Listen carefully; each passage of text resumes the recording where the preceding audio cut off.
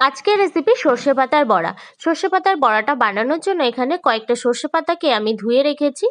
আর এখানে নিয়ে নিয়েছি চালের গুঁড়ো। প্রথমে দিয়ে দিচ্ছি স্বাদ অনুসারে নুন, তারপর দিয়ে দিচ্ছি পরিমাণ মতো হলুদ গুঁড়ো, খাবার সোডা বা বেকিং সোডা, লঙ্কা গুঁড়ো, চিনি, আদা গুঁড়ো দিয়ে সমস্ত উপকরণগুলোকে একসঙ্গে একবার মিশিয়ে নিয়ে তারপর জল দিয়ে একটু ঘন করে ব্যাটার বানিয়ে নেব। তারপর তেল গরম করে ধুয়ে রাখা সর্ষে পাতাগুলোকে ভাঁজ করে নিয়ে ব্যাটারে ডুবিয়ে তেলের মধ্যে দিয়ে দেব, দিয়ে ভেজে নেব।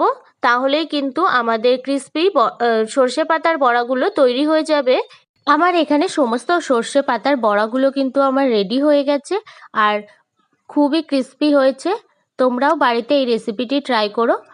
আশা করি এই রেসিপিটি তোমাদেরও খুব ভালো লাগবে, আর ভালো লাগলে অবশ্যই একটা লাইক করে দিও।